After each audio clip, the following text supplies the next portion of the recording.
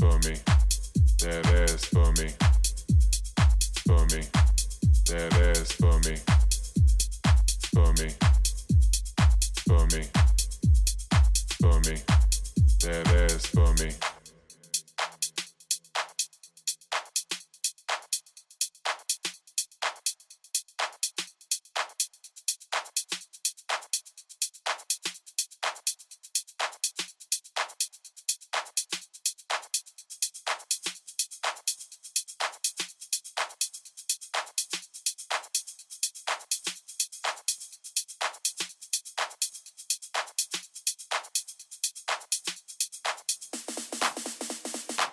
That ass for me, that ass for me, that ass for me, that ass for me. Can you wiggle for me? Can you wiggle for me? That ass for me. Can you wiggle for me? Can you wiggle for me? That ass for me. Can you wiggle for me? Can you wiggle for me? That ass for me. That ass for me. That ass for me. That ass for me. That ass for me. That ass for me. That ass for me. That ass for me. That ass for me. Can you wiggle for me?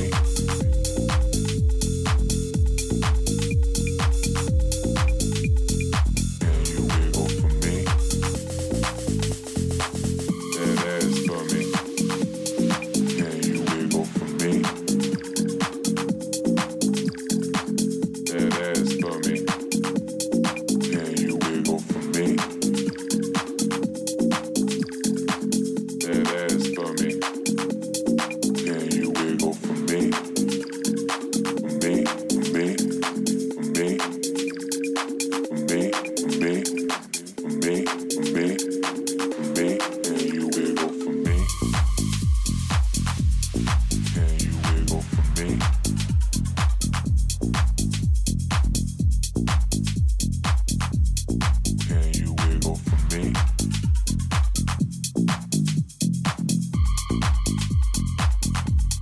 Can you wiggle for me? Can you wiggle for me?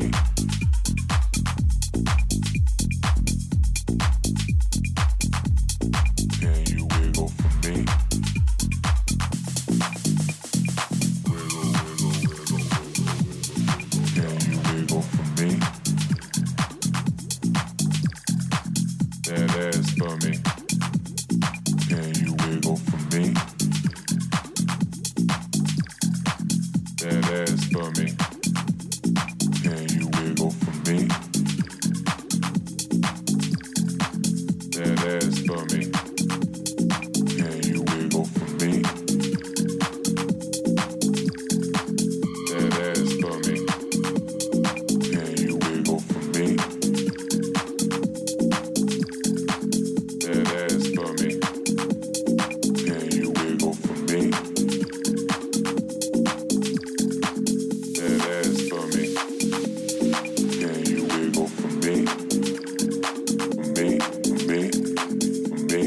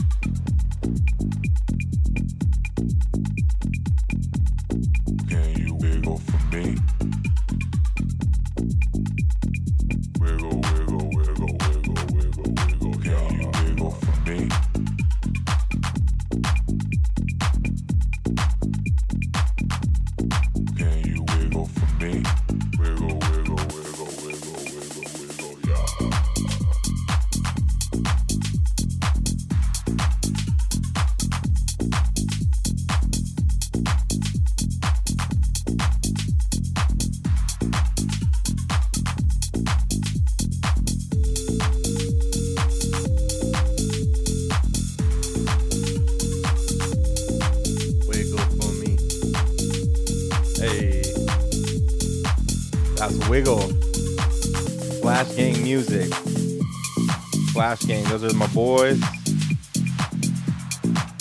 Out from Las Vegas. If you know, you know. Flash Gang Music, bumping that street tech. That's our Spotlight Artist of the Week. That could be you. If you have been around the stream and you guys want to have your music spotlighted for all of our viewers here on the Juanton live stream, then send me your music, your finished tracks, your beloved works of art. Send them to me at juan@juantonmusic.com, and we'll feature you in one of these upcoming episodes, because it's all about sharing the love out here. Sharing the love. So, welcome. This is episode 14 of the Juanton Tech House Production live stream. Really excited to be back here. Took a break last week for the election. Just a lot of things going on. Didn't really want to bring that headspace to the stream. So, took the week off, and I'm glad to be back today. So what are we going to be working on? Well, I have this track. It's a remix for a buddy of mine. He did the original track. I really liked it. I wanted to do the remix. Made this a long time ago, one of the first full tracks that I completed, and really like the track. It's been around for a long time, and all my friends have heard it, but the mix just isn't really up to kind of the standard that I have now for my mix sounds. So the goal for today and potentially next week is to take this track into Ableton. We're going to kind of remix it down to the best of my abilities and get it ready for a self-master. And then I'm just going to release this track as a free download to all my wonderful listeners out there. So that's coming up. Before we get to that, if you're new to the stream, make sure to click follow if you're on Twitch, or subscribe over on YouTube. Hit that little bell notification icon so that you'll get notified every time I upload a new video or go live on Twitch. As always, we're going to be having a demo listening party at the end, so send your demos to juan@juantonmusic.com. Got it down here for you guys. Just send them over to me tonight. I'll listen to those live on the stream, probably starting around 7:15, and give you feedback on those tracks. Feedback is the key to getting better at producing. And finally, one question for you guys. Let me know in the comments in the chat below, or you can always email me, juan@juantonmusic.com, of course. Just let me know what questions are bugging you guys as producers. What are you struggling with? Is there anything that you would like to see me go over in the stream, or potentially make videos for in the future? Or is there anything that you're just struggling with and you just need a little bit of guidance? Please reach out to me, guys. I want to answer your questions. I'll do my best to get back to you guys when I can. I do check my email probably once a day. So please, please, please send those to me. All right, let's get into it.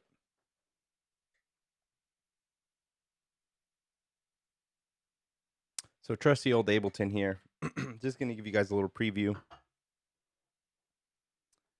So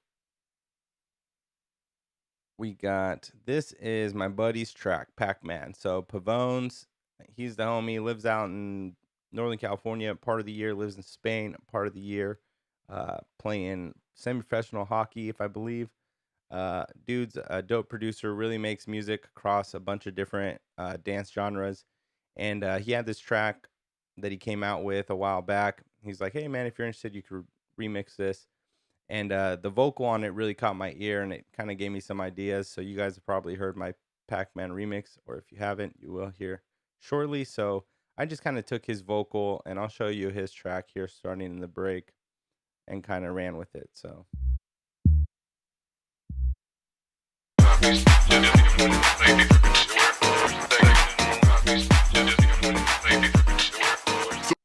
Let me make sure this is not warped. I might have done that. Nope, it's unwarped. Cool. So let's go back here.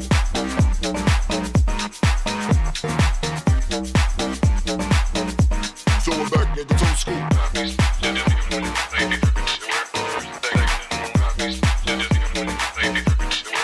So we're back.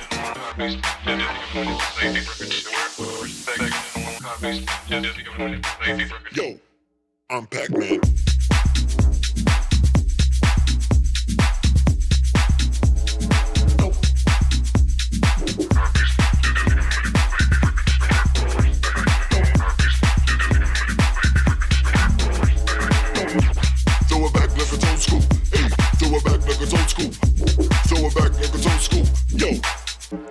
Pac-Man.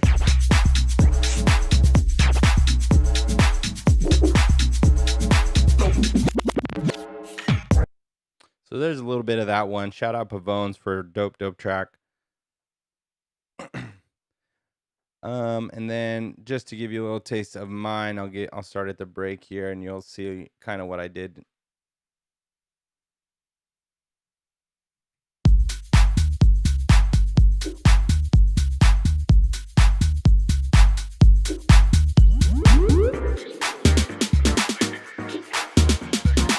Yo, I'm Pac-Man.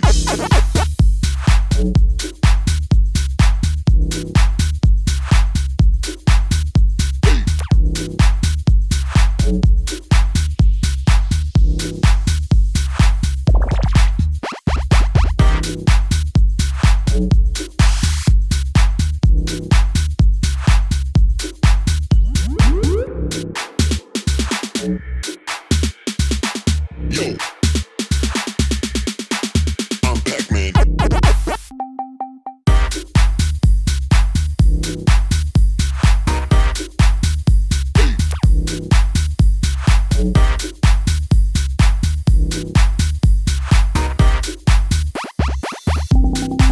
I'm Pac-Man.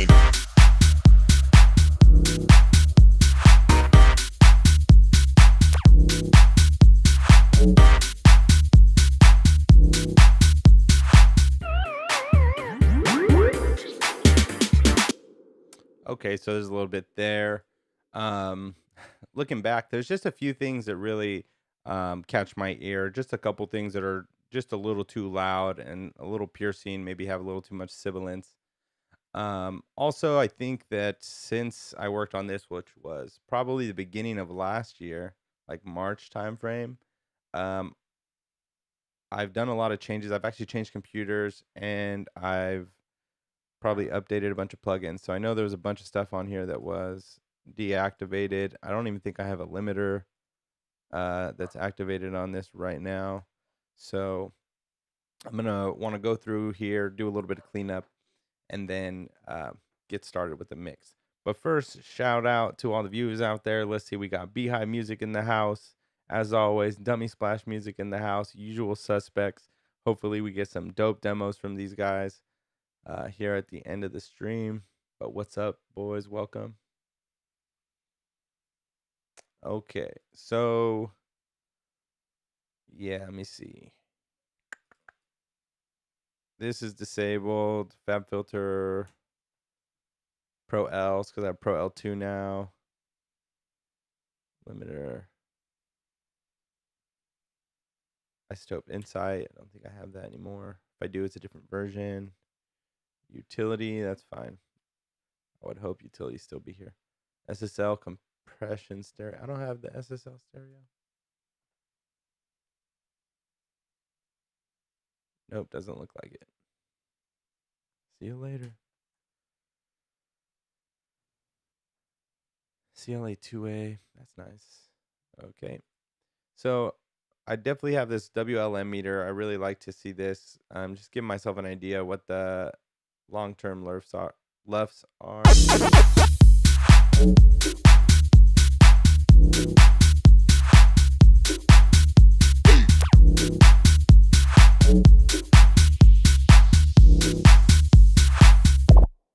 So we're hitting around -9 without a limiter. Let me just go grab Pro L2 for the time being. I think eventually what I'm going to end up doing is throwing on just Ozone 9. We'll replace the limiter, but I'm going to use the limiter here while I'm mixing the rest of the track. So if you've been following any of my streams so far, you know that I like to put the limiter here, 0 gain, just there as a brick wall limiter at the top, and I mix into that, and it kind of gives me a guide of what my mix will sound like when it's being mastered, and it will highlight any issues in our mix. So got Pro L2 there.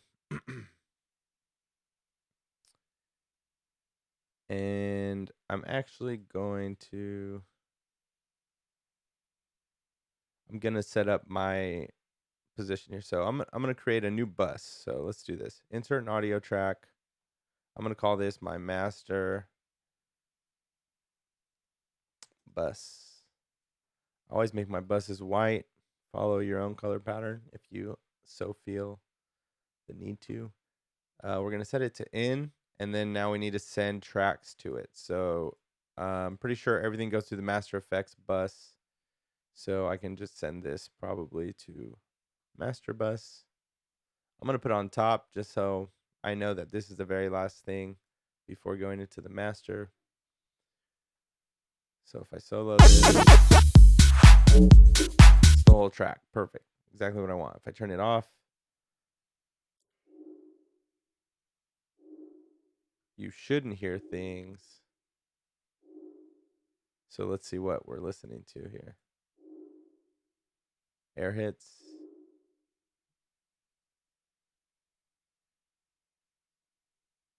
Maybe it's just the yep, it's just the sends, the returns. So that's like reverbs and stuff. So what we can do, just highlight them all.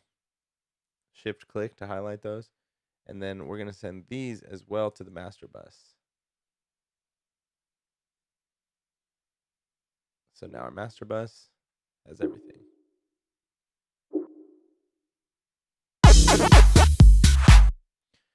All right, so now because I've done that, I can move. Let's put Pro L2 in here. I'm going to move this rack onto my master bus. So here, all that I'm going to have is metering. Get rid of L1.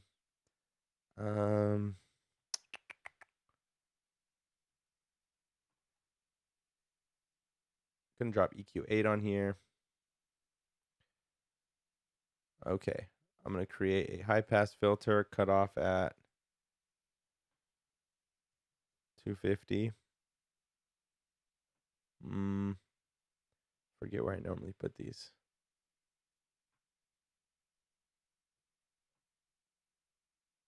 High end will start at 1,000 or 1 kilohertz. And then we'll flip this basically to do low end, except probably cut it off at 250. Just to really listen to that low end. Put it before this.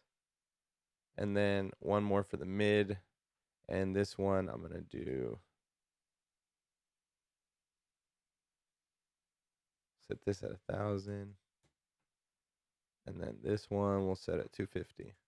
That'll just let us kind of get into that mid-range zone. I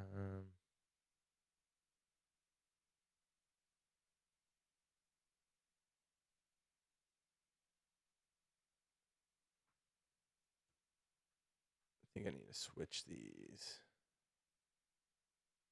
No, I don't.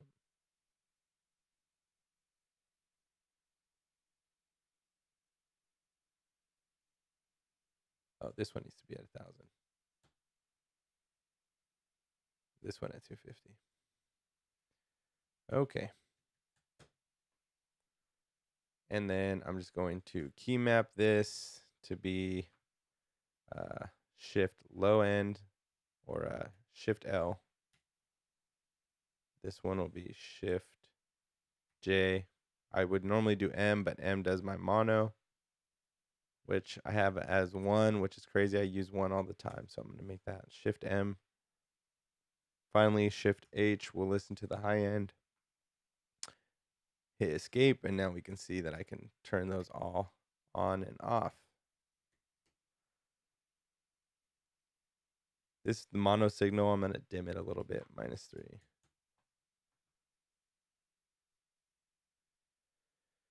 Okay, guys. Liking that so far. So now I can check this against my reference. Finally, let's go check on my reference track. I have it repitched, so I'm doing that correctly. Cool.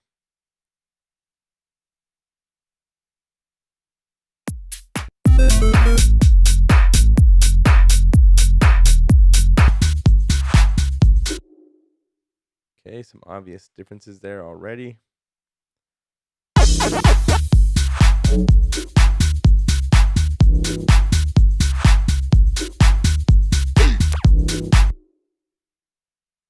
so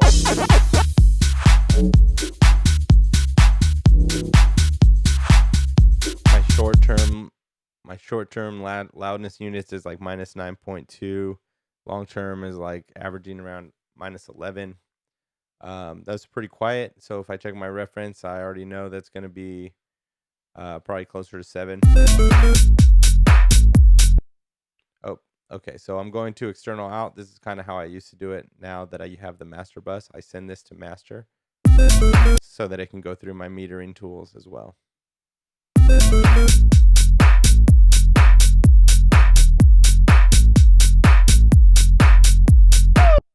So we're getting up to like minus 6.9, minus 8, minus 7, minus 8. Long term is still about minus 10.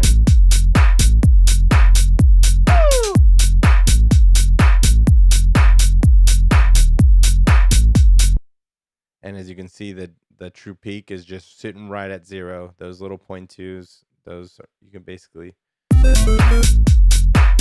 ignore that. You really just want to keep this as close to 0 as possible. Obviously, once you have a limiter, it should take care of that.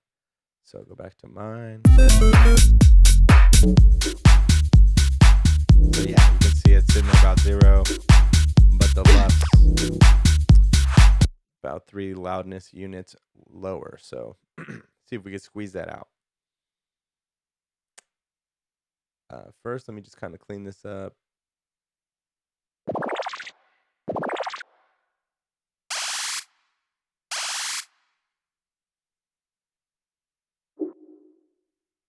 Okay, so first a little background on this track.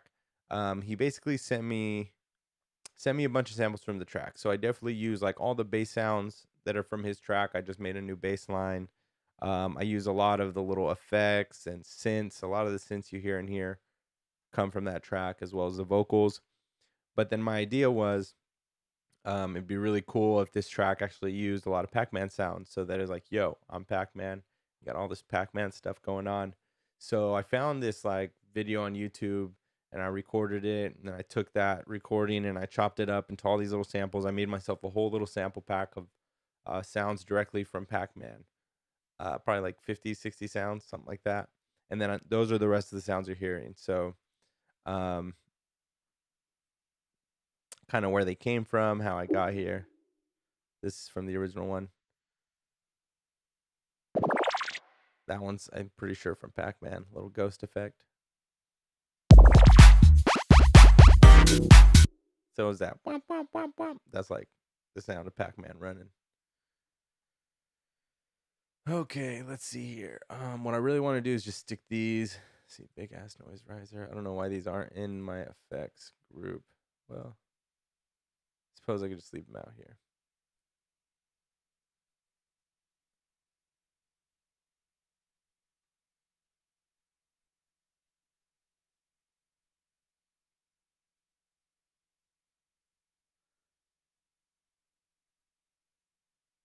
I'm going to put them in that group, but need to remember that that group doesn't actually have any processing. They all go directly to the bus, which you can do. So anything I put on this group won't actually affect any of those sounds, but it does make it a little easier to look at. FX1 and FX2, I suppose.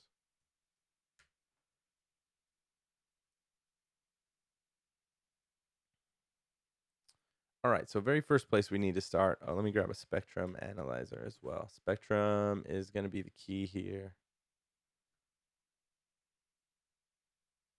I'm Pac-Man.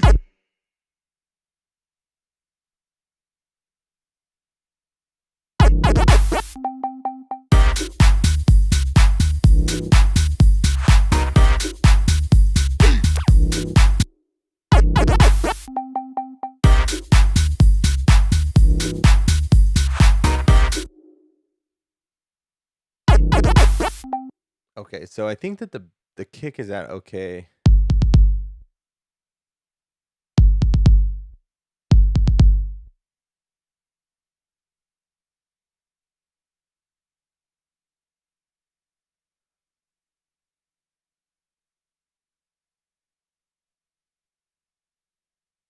Okay, see what I got here.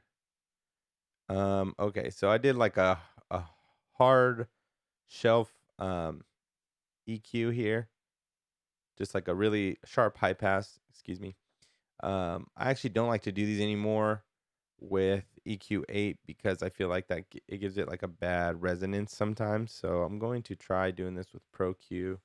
I feel like Pro Q's, the resonance you get on steep curves is more transparent, whatever that means. To me, that means that uh, what it does, it feels more like it's just taking things away rather than adding resonance. So like when you have a steep curve, so this is 12 decibels per octave, right? So we start getting to like 96, you get like this sharp curve. Then right here, you get a buildup of frequencies. So that can usually have like unintended consequences. Sometimes it's good. Sometimes you want it. So like when I high pass my kick, I actually make it like this. Just kind of round with a point right there. And that really kind of accentuates that part of the kick, that kind of clicky part, so that you can really feel that it's high passed. But when I'm, right here, I'm just shaping it. What I'm really trying to do is get rid of anything below 30 hertz because I know, and I knew back then, that the speaker has a hard time trying to produce frequencies down there, like below 40. It's going to make the speaker have to do a lot of work, and then you're going to have like a degradation of audio, right? It's going to happen. So by removing that, you're giving the speaker less work to accomplish, and it makes it a little easier for the speaker to reproduce your mix.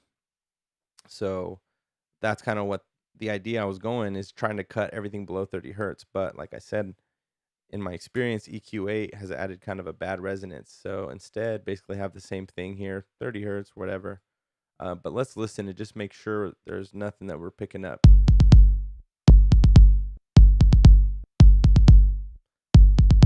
Yeah, you're going to have a hard time hearing that curve at all unless you have really big sub in your studio and it's really well treated. But I do believe those things add up. So, I guess this is probably the high pass rack I made at once upon a time. Kind of silly, some gain, and then glue compressor. Pretty clever here. What I'm actually doing is clipping it essentially. I can kind of like push brick walling my kick. I think we could see that really quick. Let me grab an LFO tool. I use LFO tool a lot. You guys might have noticed by now, but it just does a lot of things useful. So in this case, all I'm really doing is just trying to look at the waveform. Let's look at maybe quarters, and then shape, basic, flat 0. Turn the depth all the way down. Okay. All right, so now we can look at my kick here.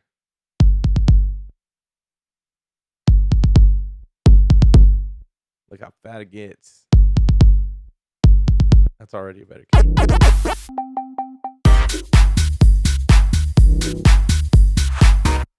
Okay, I'm going to do a quick key map on the solo for my reference. I'm going to do Shift R.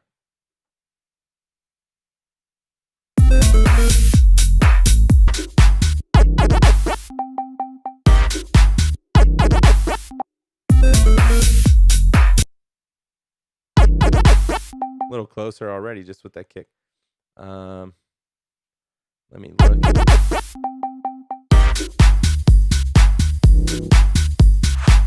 Okay, so now that kick frequency is peaking up there like -3, so probably take that down a bit.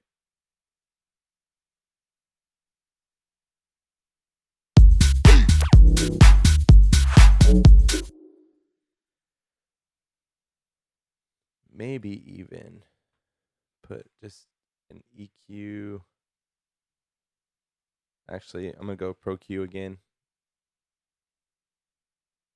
This is one of the biggest benefits to me of Pro Q3. I'm going to try before and after the compressor. I don't know exactly right now.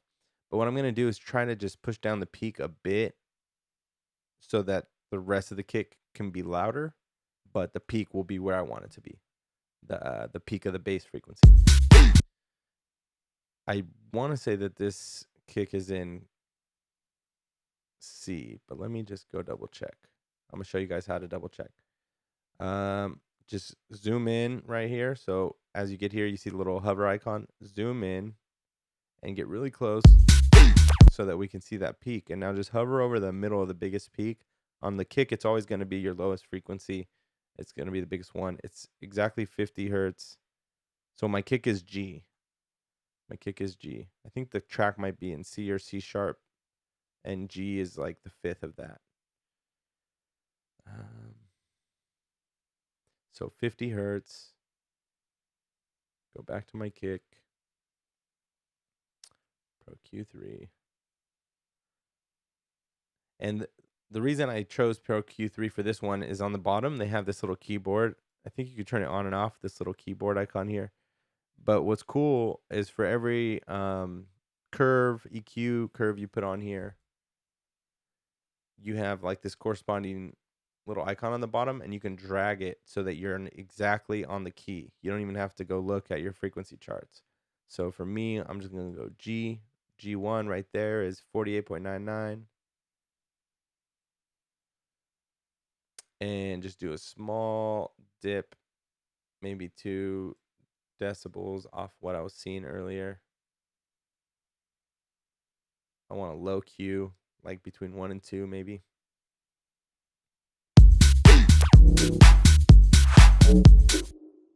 Now if I go look at spectrum,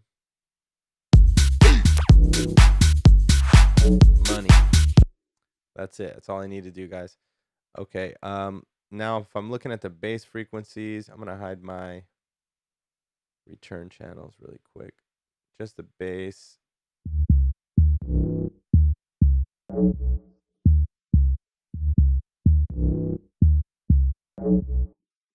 So this is my main bass, I think.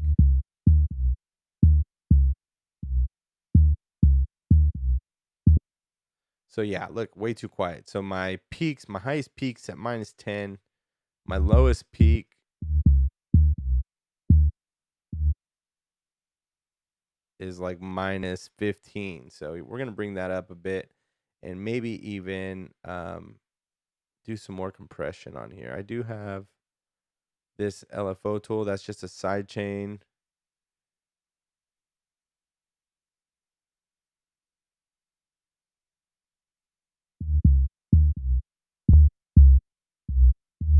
The hell do I have that for? Get that guy out of here.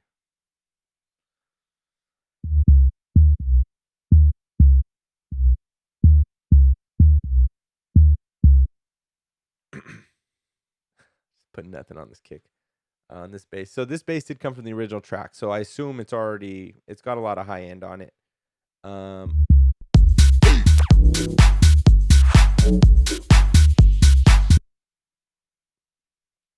just gonna listen to the low end.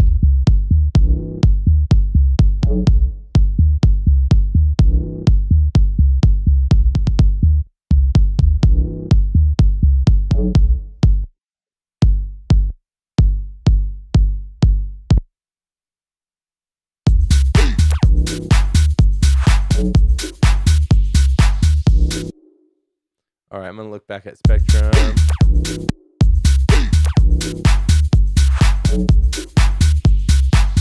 Okay, it's a lot louder now, so I can actually bring the bass down. So I took off that EQ.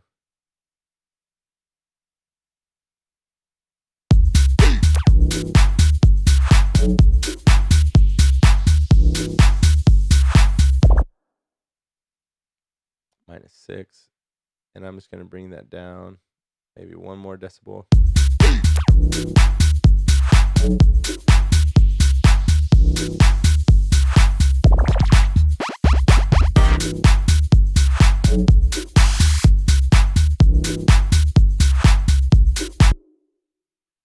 minus 7.5. I think that's a decent spot to let it sit right there. And bass kick. Okay, so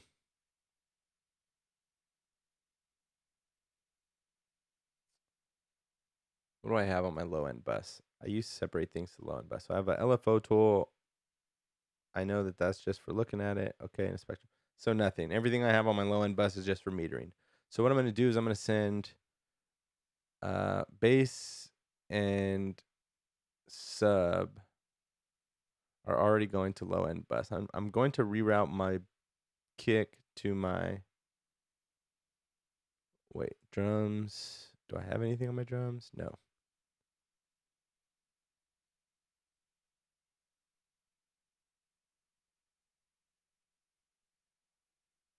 I see. Okay.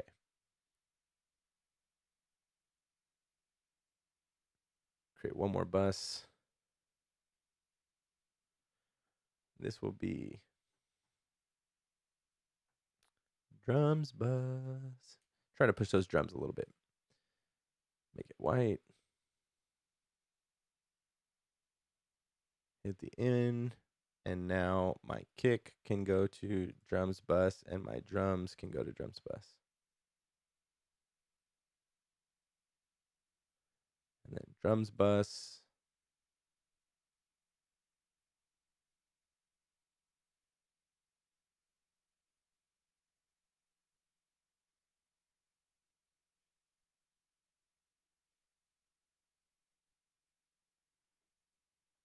Can go to build effects bus, I think.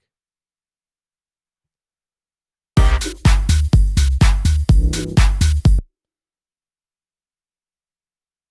have nothing on build effects bus. Silly. Maybe I will later. Okay, but I just really wanted to get my kick away from the low end bus, going to the drum bus instead. I used to go to one low end bus. Now I can use the low end bus, I guess, to treat this bass if I want to. Might even get rid of it.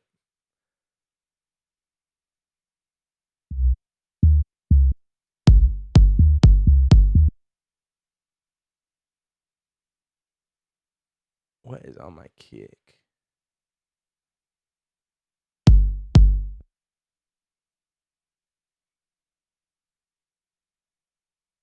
What is this? Okay. Audio effect rack. Pro Q3. Glue compressor.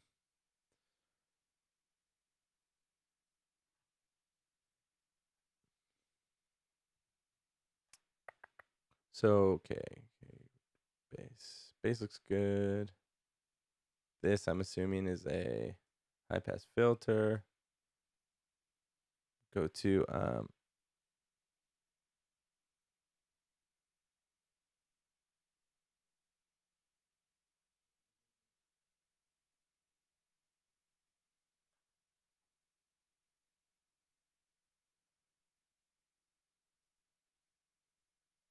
is nothing automated?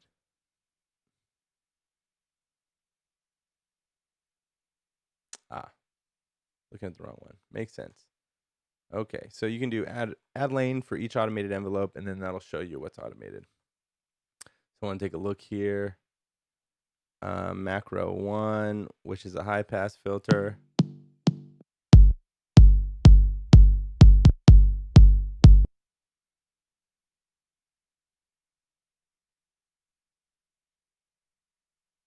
So it's not actually doing anything there. I eventually got rid of all those sounds early, but it's just for these kind of like incidental bass sounds, it looks like, to high pass them. Mainly here.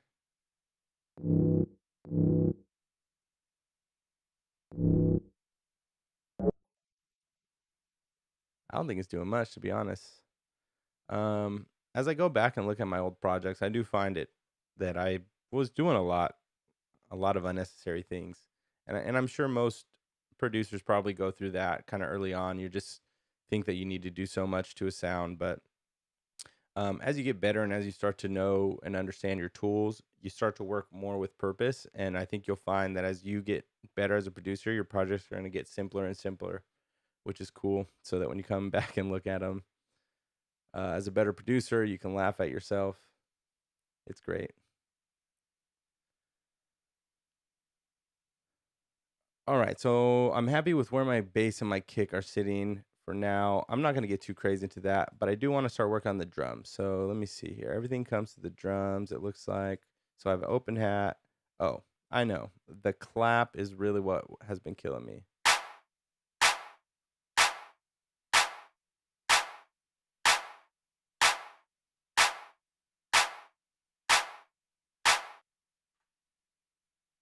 Looks like I was using some type of tone shaper. Don't have it anymore, so I'll just get rid of that.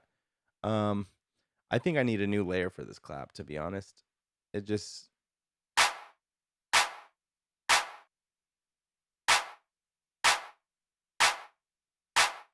it's cool. I do like it shorter like that, just if I increase that threshold. But it needs another.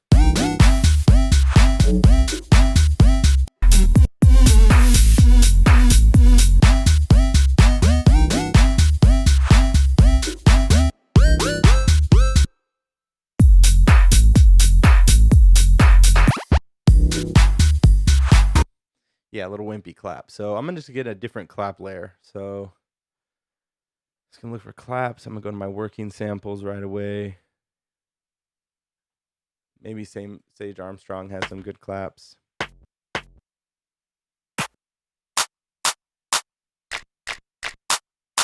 That might work because all I really want is just a really snappy clap sample. So I'm just gonna come in here.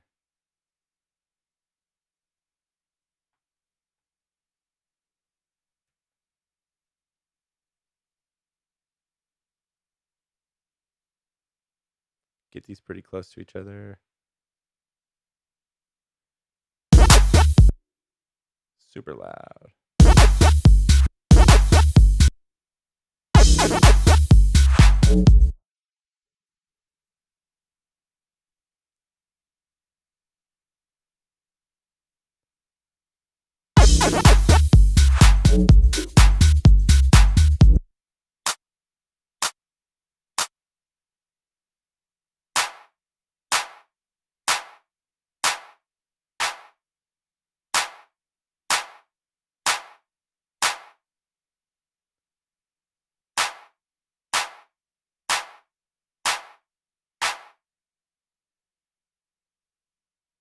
And I think I could even really get rid of a lot of this. I think I just need kind of like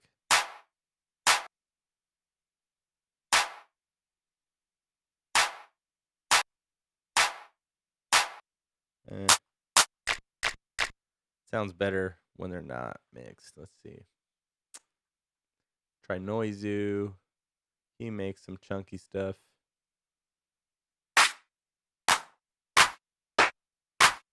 That might work.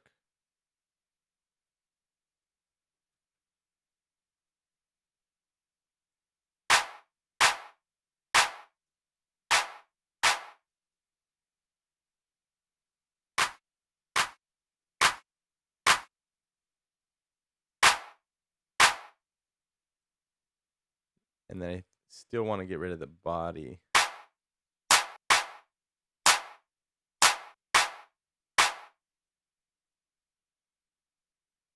Okay.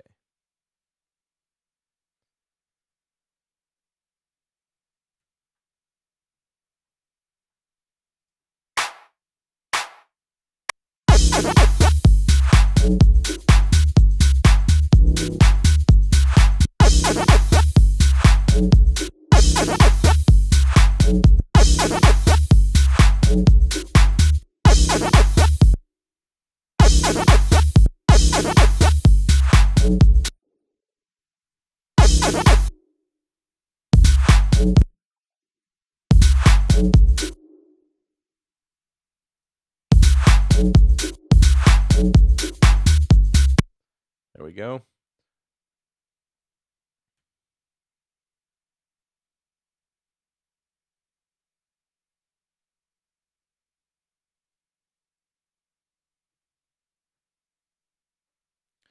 just going to consolidate this so that I know I changed this one. the timing of it a bit. This is the little reverse clap. I just felt like it was kind of out of time.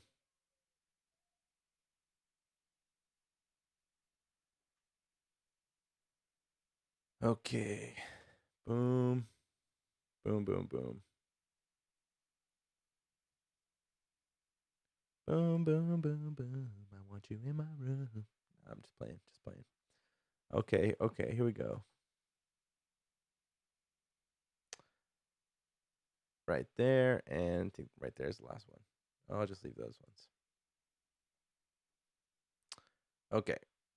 So now I think I like that clap. Gonna do the kind of the same thing, consolidate over here. And now just listen to this.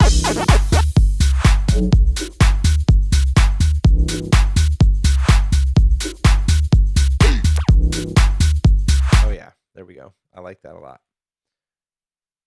Okay, and everywhere that we have the clap, we need the second layer. So just start layering there.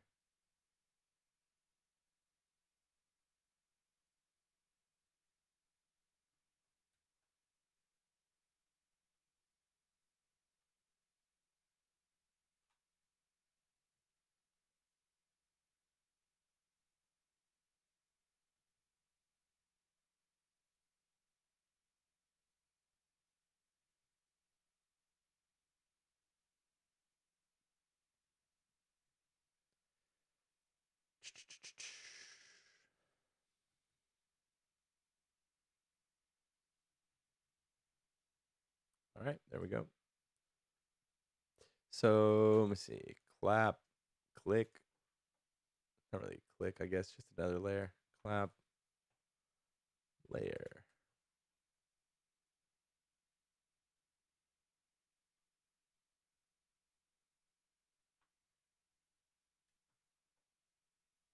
Looks like I have an intro clap. For whatever reason, it does something different. So I'll probably just duplicate these out here too.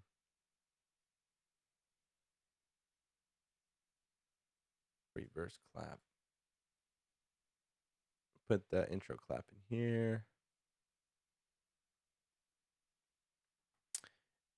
And I'm just going to probably put a glue compressor on this. Maybe even a saturator.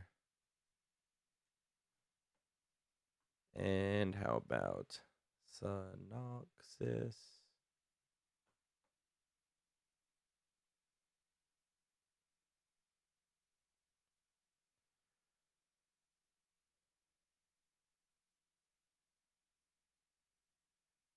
All right, so we're gonna mute the glue compressor first, mute the saturator.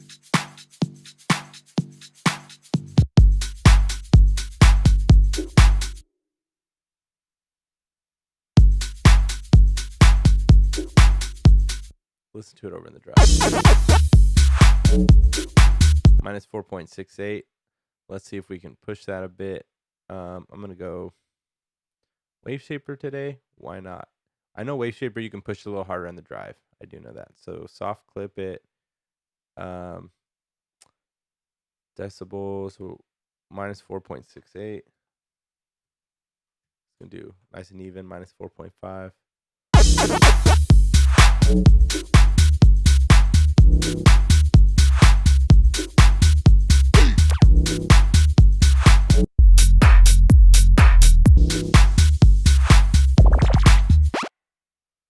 See if we can get it a little chunky. Turn the range all the way down. And then I think we set this to minus 4.5.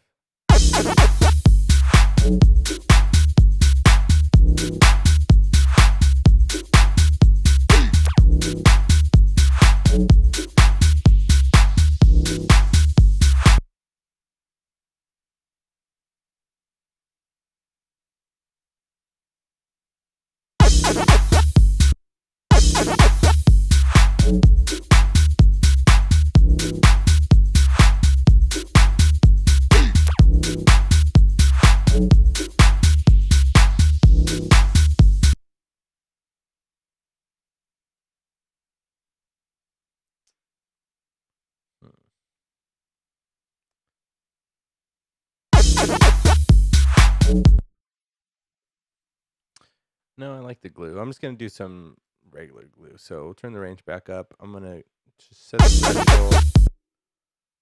set the threshold to where we're seeing this go up about 2.5.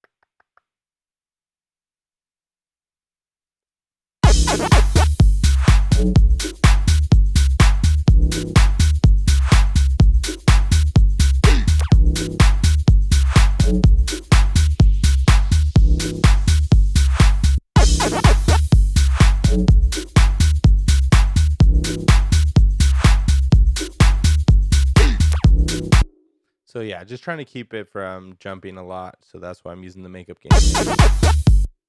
So without those, I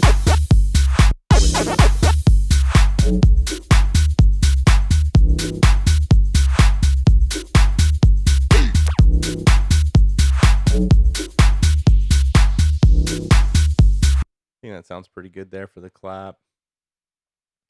The next thing would be the open hat.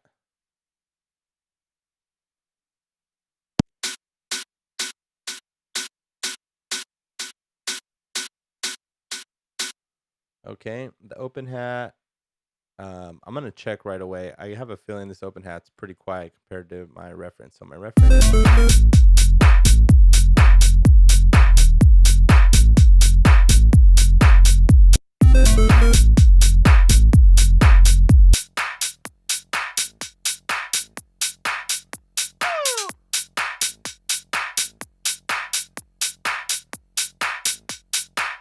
So like -40 is where the hat's hitting, and then mine.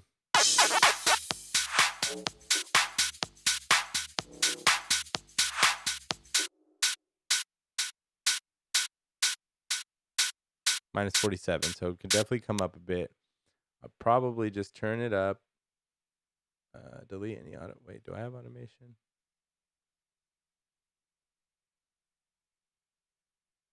Okay. So I am automating the volume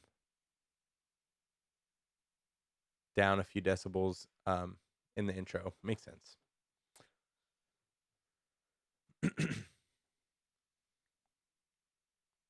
Now,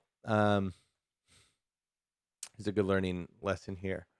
What I usually do, so let me see, we're going from -6 to -9.7. So -3.7. What I do now is I'm always going to use a utility to do this. Exactly what I'm doing, basically. So I know that I go down 3.7. Turn it off, and then we'll just turn it on during this section. So it should be quieter there, only there. So since I have that, I can delete the automation here. And now the main reason why I did that is one, because I like the way that you can automate this, right? So showing in a new lane, it's just on when it's on, and then when it's off, it's doing nothing. So that's good, kind of peace of mind. Whereas here, the -6, this is my fader. So like if I want to come back and just adjust this up a decimal, I can now because I'm automating it. So now I'm gonna have to automate it up a decimal in certain areas, or change the automation on all the way across, which would be really annoying. So kind of learn that early on to leave this be and then put any automation on its own utility. So I think I had it at -6. I'm gonna start turning that up a bit actually. We want to see these peaks getting up to like -40.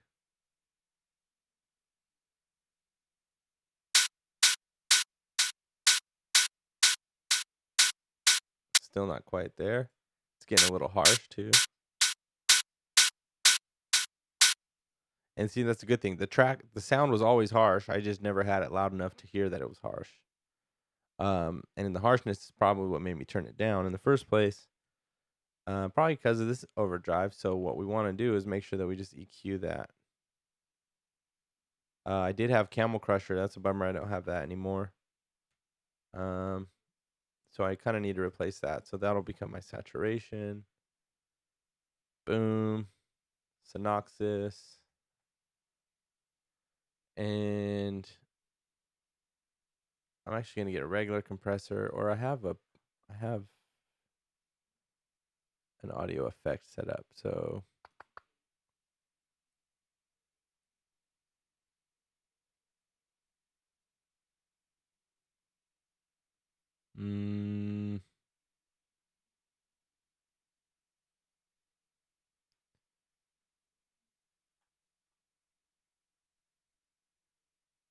compressor. Here we go.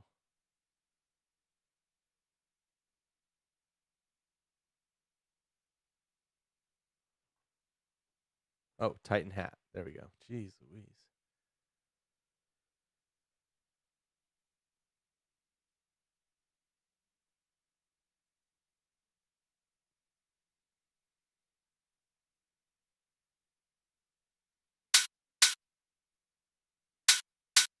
Okay.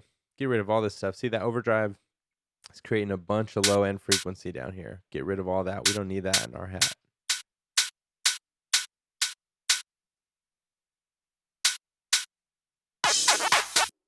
Turn off saturator and Titan hat for a minute.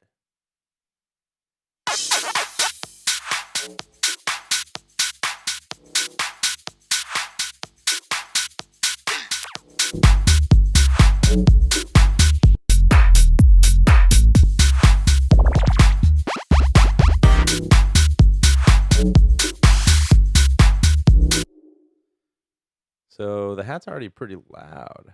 I'm actually digging it.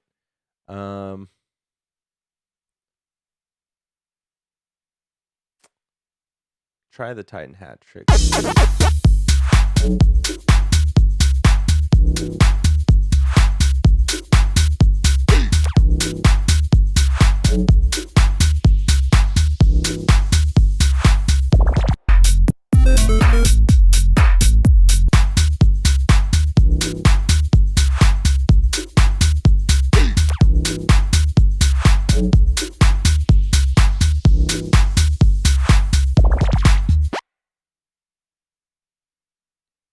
Okay, so last but not least,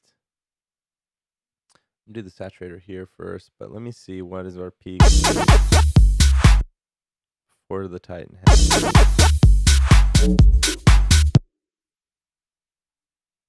207, so set this to -2.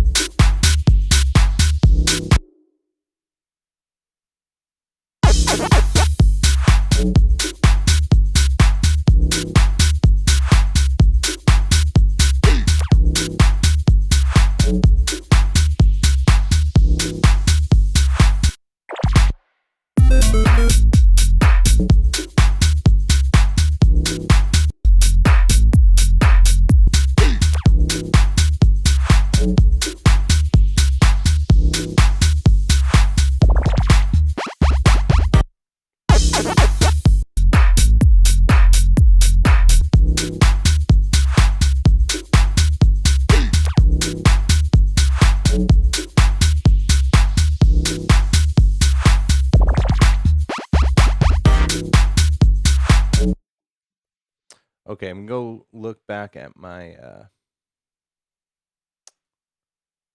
master bus, take a look at Pro L2 and see how hard I'm hitting my limit.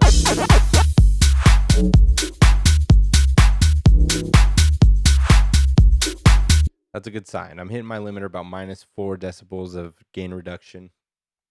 I can be hitting about -6, I think, and still have the headroom to to master it. So once it starts getting over -6, so the limiter is compressing your track more than 6 decibels, because you have some really harsh peaks. Those are usually signs that something's too hot in your mix. Um, but see, my mix isn't hot enough right now. So that tells me I can already just turn a lot of things up. So from here, you guys saw me do the kick, the bass, the open hat, and the clap. Those are kind of like your foundation, right? That's the frame of your mix. The top, the middle, and the low end. Everything else is really just being um, set so that it's in relation to those things. So if something sounds too loud for the clap, the hat, and the kick at the levels that you have them set, it's too loud. You just need to bring it down. Um, so I've kind of set that. I set myself up there to start working. So open hat, clap. I have this hat from the original track that I'm doing like a pan with using Pan Man. What is this? Syncopated hits. Just that.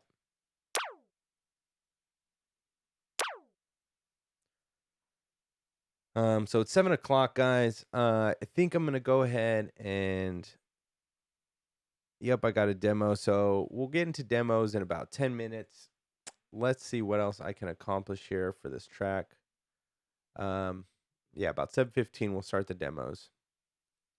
And then I'm thinking next week we'll continue on with this track. Now that it's set it up, the rest is really going to be a lot easier. We may have to look at the kick bass relationship. I'm a little worried that there's some kind of competing frequencies in there, but so far nothing has really poked itself out yet.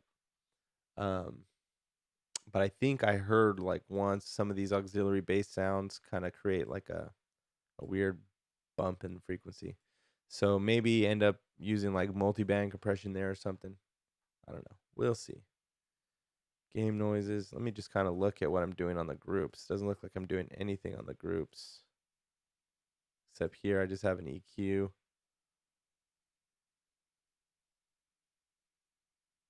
Don't really have any other EQs.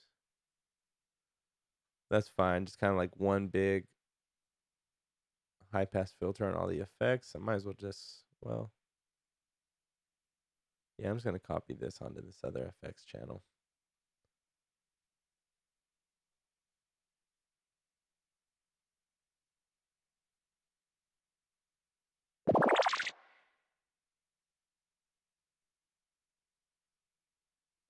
FX1. Now this guy can go to master bus, master effects bus. Nope, master bus.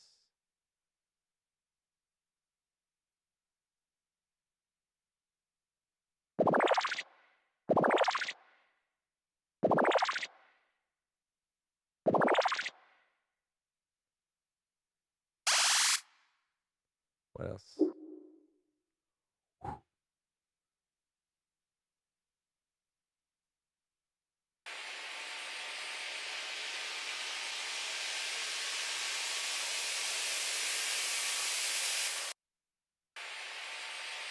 Take some of the low end off of that. And you know what? I think I might, this is what I'm going to try to do. I'm just going to add some static. I think static would really add a good feel to this track, especially since it's kind of like a vintage concept, right? Pac-Man is like 80s. So I think it'll help give us a cool vintage feel. You'll barely notice it. Let me see if vintage comes up with any.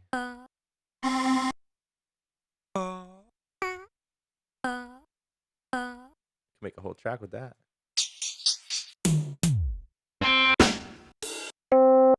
Vintage noise. Probably not gonna get anything. Oh. Nope. Let's do vinyl.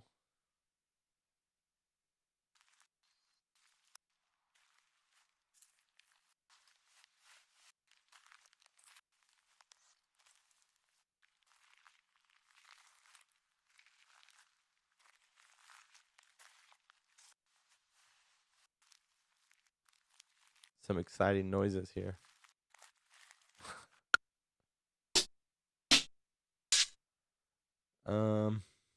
Working samples. Let me just go to my original tracks. Kind of a cheater like this.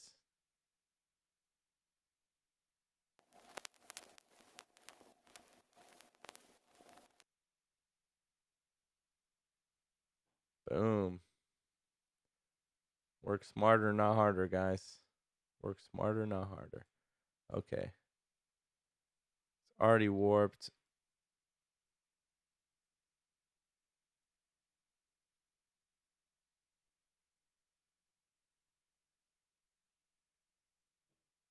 Let's put on repitch. Okay, we're going to send this to master bus.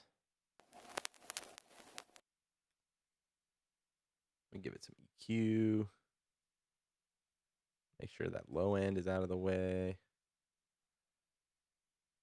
Like to 250. I'm going to do another EQ. Except I'm going to go mid side. This one, I'm going to reduce the range even more on the low end.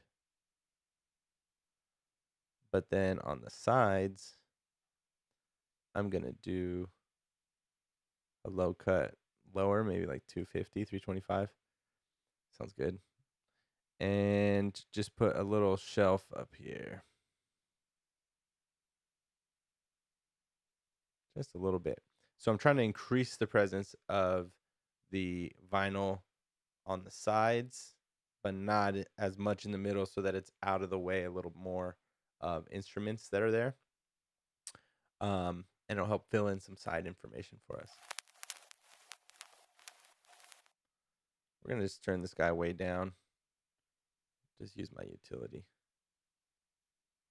Probably like -20. I'm thinking 25.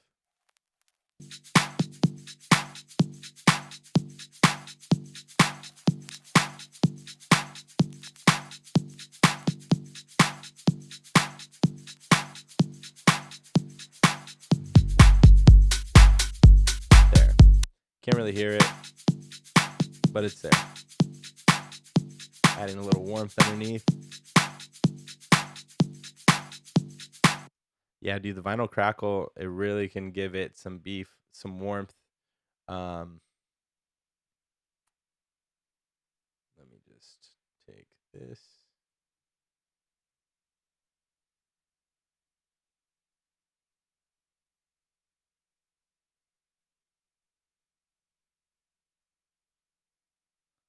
Okay.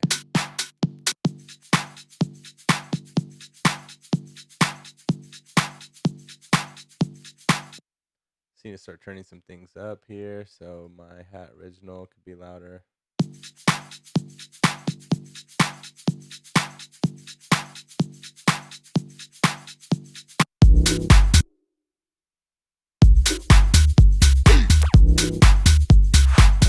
That's fine.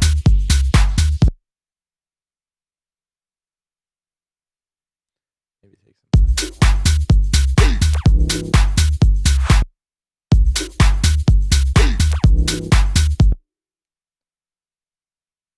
Closed hat rack, not using that, so I'll ignore it. I have some rides.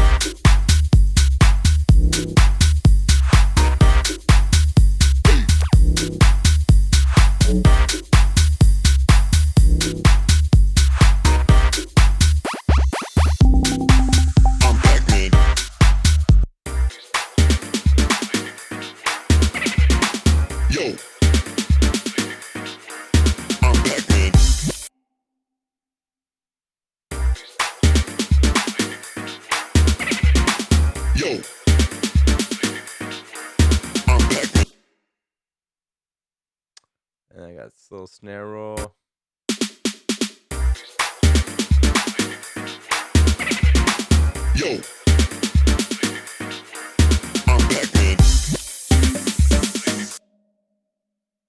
I'm not liking the reverb on this voice.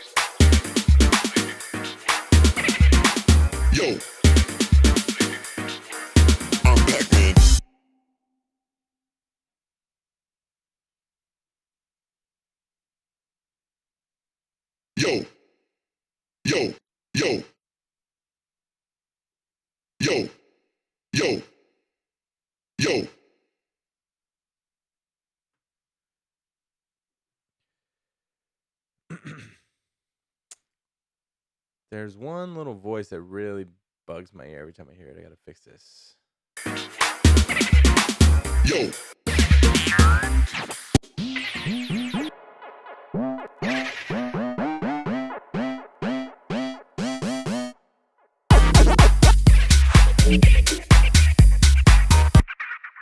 That guy right there.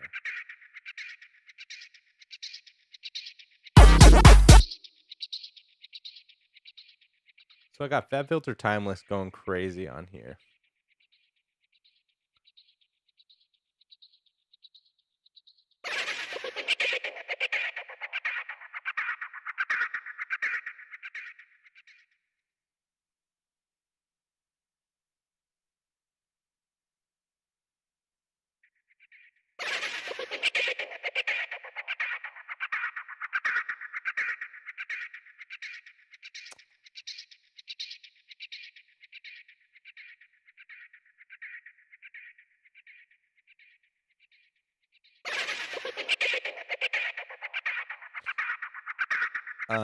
You know what I'm gonna do is I'm just gonna put a limiter on here. Actually, would a de-esser work? Let's try de-esser. Let's put just on here, probably over here.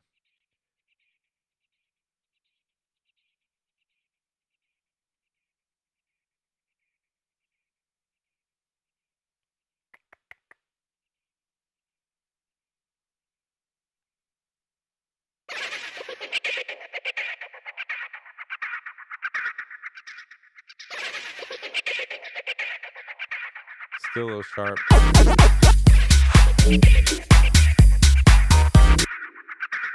just gonna take out some of this high end and see if that.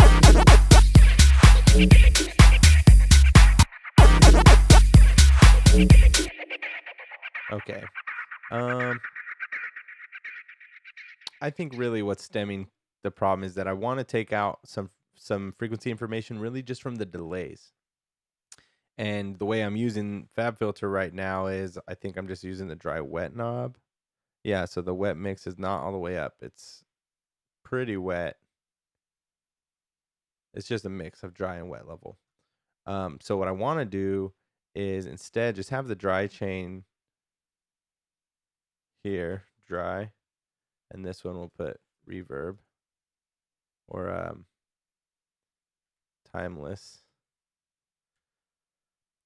And now on the timeless version, I'm gonna take the dry, turn it all the way down, and then I'll have the dry come through here. So now that means I could take this really sharp EQ curve and keep it in here while having this softer EQ curve outside to affect the sound as a whole. Turn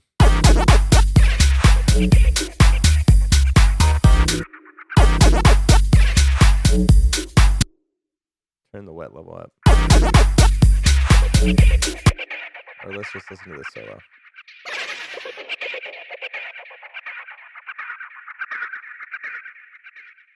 There we go. That really takes care of it, I think.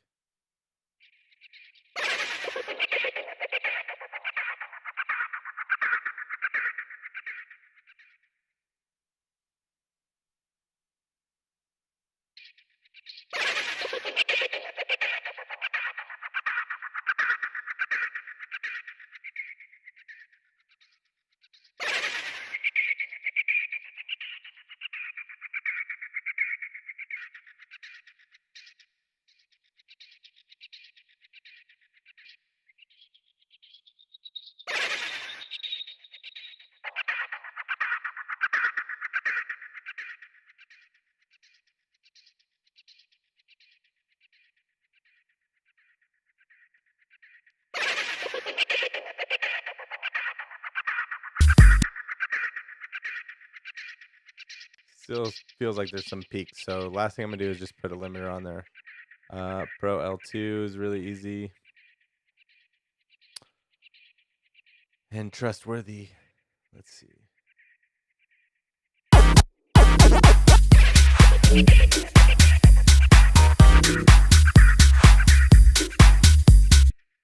Yeah, so some of those little peaks there.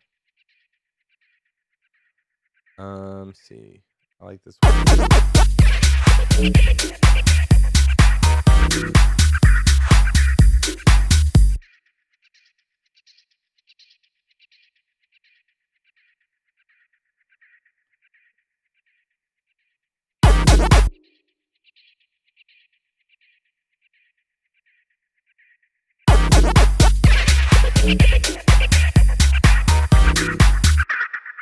Okay, so obviously that's gonna make it louder. So what I'm gonna do is -5 the output, and I'm gonna use Synoxis just to make sure that I'm uh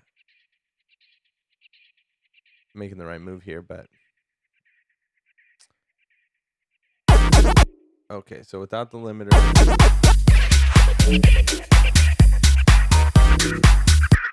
look, the left peak and the right peak is -5 and -1. And then when I turn this on,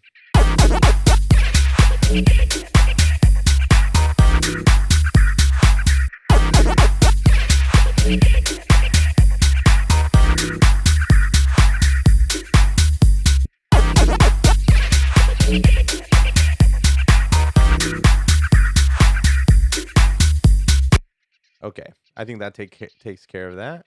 And I actually reduced the peak from -1 to -5 on the right side, and now they're kind of even. So it's more stereo balanced too, which is going to be beneficial.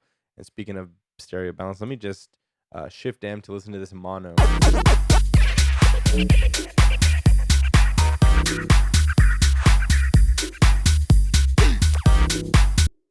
Yeah, not bad, not bad.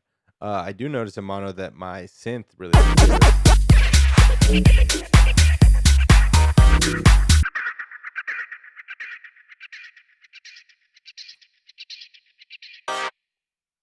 So that sound. Dun, listen to mono.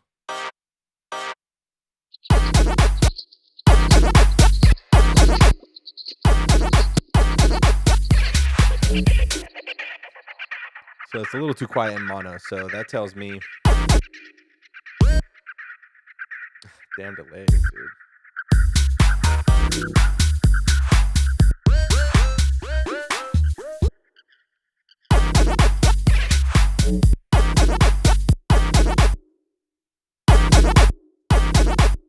So yeah, that tells me that it's a little too stereo, that there's not enough mono image. So I'll know to come back and take a look at that. And maybe we're having some phase issues. So we'll see. Cool. So I think I'm going to call it for today, guys. I'm going to take a look at the demo. We got a demo from Beehive Music. These guys are always crushing it. So we'll give that a listen and then call it a day. And then next week, I'm going to come back with this track and see if there's a few advanced techniques that I can really share with you guys to help push the mix a little bit more. We have a few things to fix inside the synths and some of the other noises, like the game noises and whatnot. Just get those volumes at the right level, fix any weird peak issues that we may have. And then finally, I'm going to see if I can come up with some cool techniques to show you to get the drums a little dirty, grimy. Really thinking about using some parallel compression. I think it'll be the first time I showed you guys parallel compression on the drums. So I'll show you some kind of techniques that I found and how you guys can experiment on your own with that. So that'll be next week. Make sure to tune in next Tuesday night at 6 p.m. Pacific time. As always, we're doing it out here for the Juanton live stream. Cool. So let me just pull up this demo here.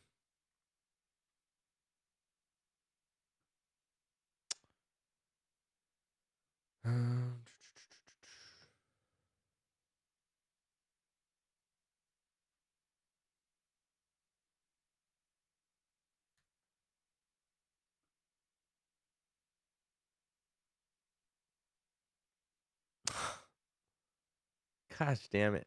Beehive, play with my skin flute. I gotta do a SMH for that one.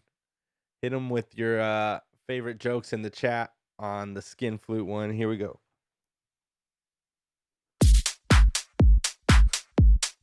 Skin flute.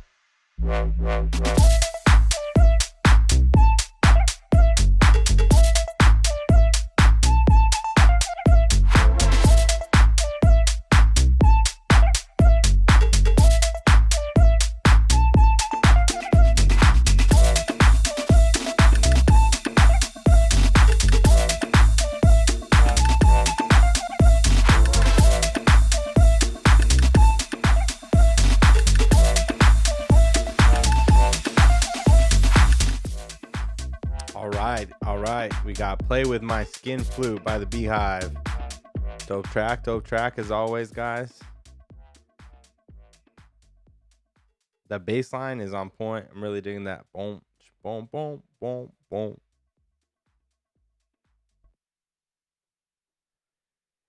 Very catchy. It's easy to get stuck in my head. I really dig it. The flute sound is sick, man. I see why you I see where the title came from, but this is like the worst album art I've ever seen in my life. I just can't help look at it, but also hate looking at it.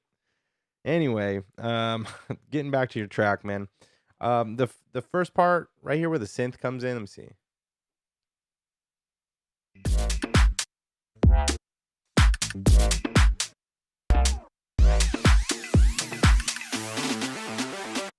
Sounds like that main synth that boom, it just kind of comes in abruptly and it just feels slightly awkward. So I don't know. You need some kind of transition into it. You could do kind of like the reverse reverb tricks or delay tricks where you um, resample it and then reverse it into the sound. So it just kind of is saying like, oh, something's coming. Just that few split seconds before it.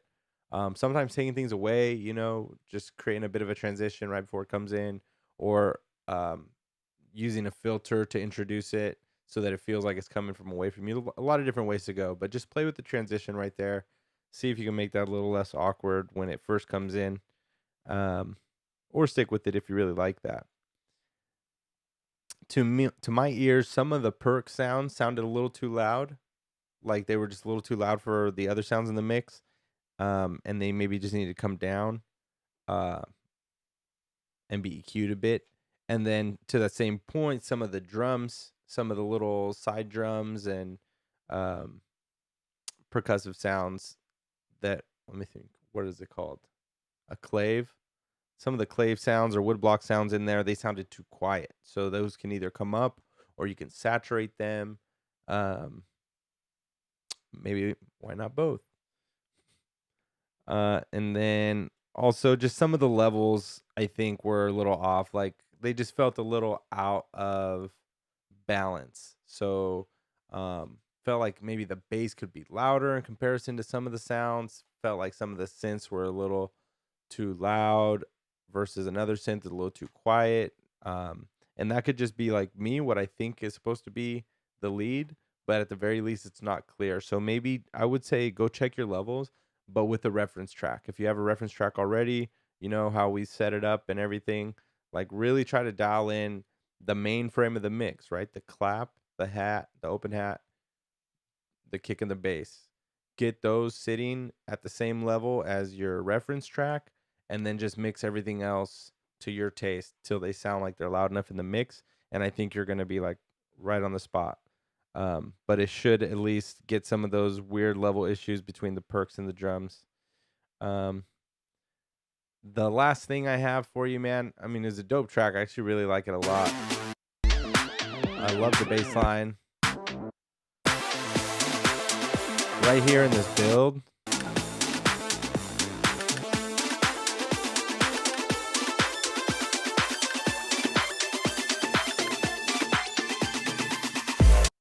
Some of the sounds that are building up in the back are a little too quiet, so I'm not getting the full build up feeling. But I can kind of hear them sitting back there, so you could probably just turn those up. But I think it'd be really cool right here to play with building up space. Like I think you have the sounds there, but maybe like have like the reverb or what do they call that? The bass clefs easy wash if you want. Just like have that building up over time, but some kind of big spatial build up where the space is going crazy and that synth is getting crazier and crazier. Maybe have a reverb on the synth that's growing, maybe some delays, like have a big build up and then release that into your drop. You do a decent job right there, but I think you could just play with that space right there. Otherwise, man, dope track. Oh, you said don't know if it needs vocals or not. I think it changes the track. If you don't have the vocals, then I think when you would play this would be maybe like really late night sets, but without that vocal, I think it'd be a little harder to play in like prime time. So like I would really try to put a vocal. I mean, that's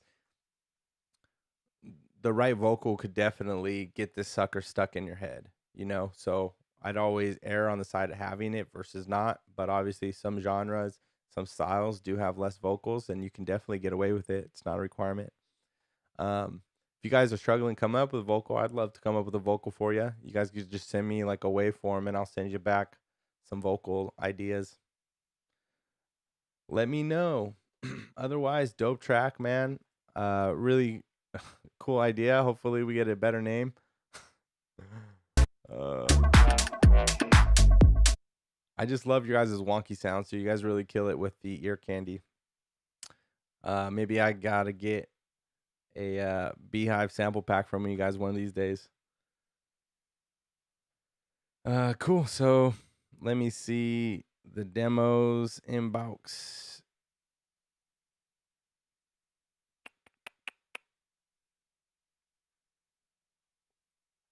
Not seeing any other ones in here. So I think we're just gonna call it for the night. About 7:30, hour and a half, about expected ending time. But before we get out of here, just a few things I want to leave you guys with. If you haven't already, make sure to hit that follow button, hit the subscribe button over there on YouTube. But I'd like to know, what would you guys like to work on? What are you guys struggling with? What questions are really holding you back from being a better producer? So please let me know in the chat. Let me know in the comments on YouTube, or send me an email directly, juan@juantonmusic.com. And I'd love to help answer some questions for you guys to hopefully come up with some better content that's more geared towards what you guys really need in your production. So anyways, please hit me up with those. Until next time, guys, stay curious, keep producing, keep being creative, and doing your thing. I'll see you here next Tuesday night, 6 p.m. Pacific time, for another Juanton Music Tech House Production live stream. All right, y'all. Signing off here. Gonna do one more track from our Spotlight Heroes Flash Gang. That's my boy Teddy right there, and Sean. These guys are gangsters. You may have heard some of their music bumping at Dirty Bird Camp Out West back before the pandemic and the good days. Dudes are really bringing the heat. So let's see if we got a good one. Oh, this is one of my favorite tracks of theirs. It's on Sweet Heat Records. It's called Ding-a-Ling Time. Let's keep it going with our skin flute vibe, I suppose. Thanks, Beehive. So here we go. We got Ding-a-Ling Time by Flash Gang.